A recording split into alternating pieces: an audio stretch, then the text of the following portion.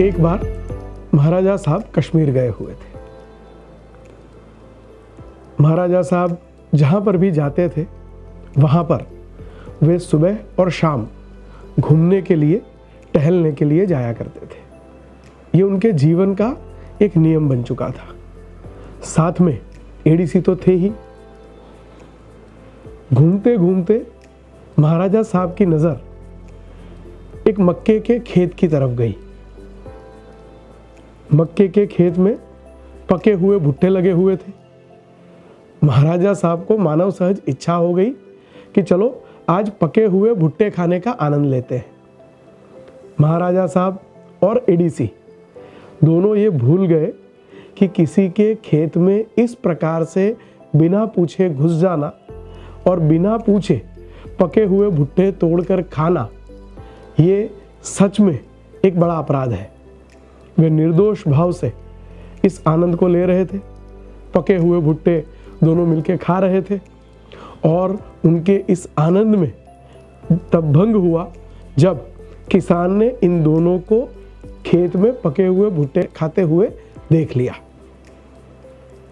किसान दौड़कर उनके पास आया और खरी खोटी सुनाने लगा।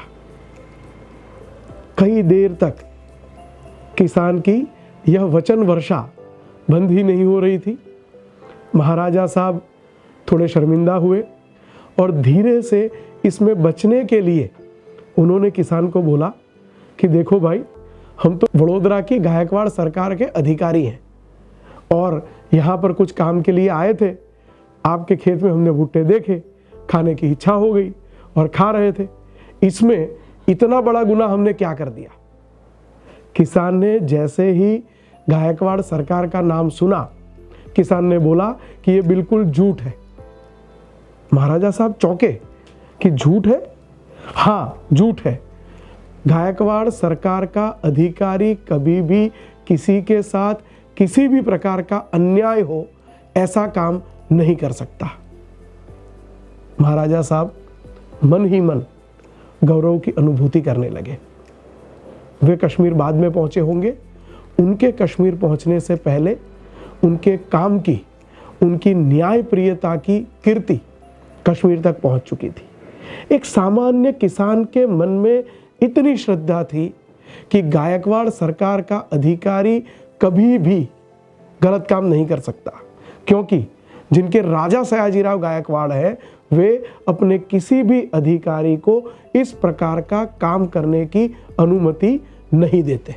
अंत में किसान की शरणागति स्वीकार करते हुए, अपनी गलती की क्षमा प्रार्थना करते हुए, दोनों बनावटी अधिकारी किसान को उसकी नुकसानी का भुगतान करके वहां से हंसते हुए चल दिए।